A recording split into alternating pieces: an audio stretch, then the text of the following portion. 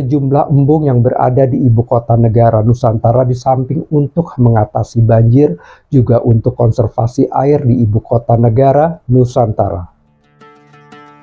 Embung di Ibu Kota Nusantara (IKN) memiliki beberapa fungsi penting, terutama dalam mendukung keberlanjutan lingkungan dan pengelolaan sumber daya air di kawasan tersebut. Berikut adalah fungsi utama embung di IKN. 1. Pengendalian banjir. Embung berfungsi menampung air hujan dan mengendalikan aliran permukaan untuk mencegah banjir di kawasan sekitar IKN. Ini membantu mengurangi risiko banjir dengan menahan limpasan air yang berlebihan. 2. Konservasi air. Embung berperan sebagai tempat penampungan air yang dapat dimanfaatkan selama musim kemarau untuk memenuhi kebutuhan air di kawasan IKN, baik untuk irigasi, kebutuhan domestik, maupun ekosistem. 3. Penyerapan air tanah. Embung membantu mengisi ulang cadangan air tanah, recharge groundwater, dengan menyerap air hujan yang tertampung, sehingga dapat menjaga keseimbangan hidrologi. 4. Pengelolaan lingkungan. Embung juga berfungsi untuk menjaga ekosistem lokal dengan mendukung habitat flora dan fauna di sekitar IKN, serta meningkatkan keanekaragaman hayati di wilayah tersebut.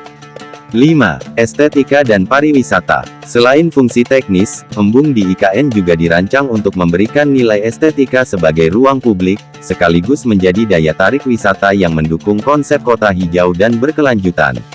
6. Penyediaan air untuk infrastruktur. Air yang ditampung di embung bisa digunakan untuk kebutuhan pembangunan infrastruktur di IKN, seperti penyediaan air bagi taman-taman kota, konstruksi, hingga kebutuhan darurat. Pembangunan embung di IKN merupakan bagian dari visi menciptakan kota pintar, smart city, yang ramah lingkungan dan berkelanjutan.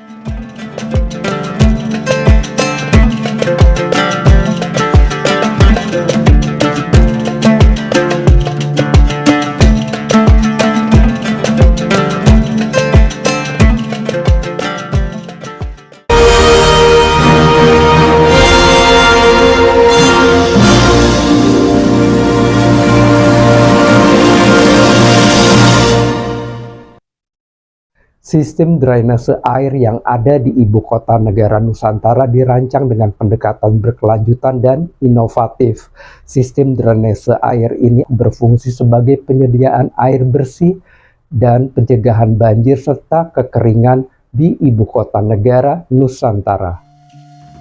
Sistem drainase di Ibu Kota Nusantara (IKN) dirancang dengan pendekatan berkelanjutan dan inovatif untuk mengatasi tantangan air bersih, banjir, dan kekeringan.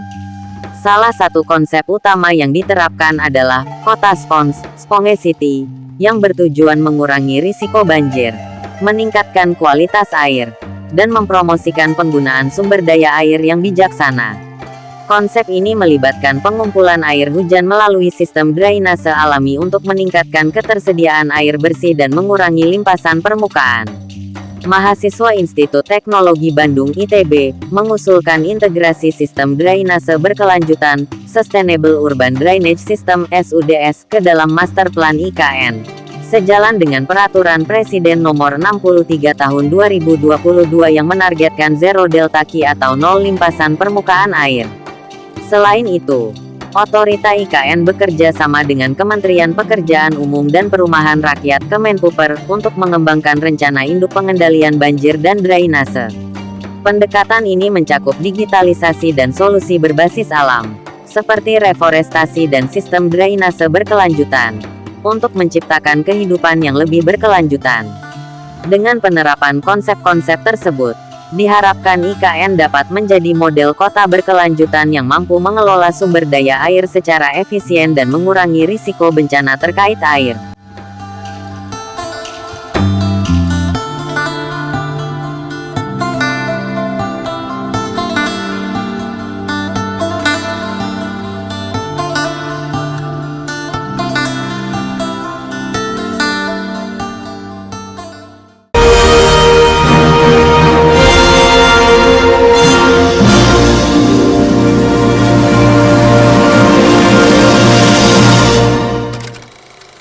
Progres pembangunan jalan tol yang ada di ibu kota negara Nusantara diharapkan dapat rampung pada bulan Juni tahun 2025.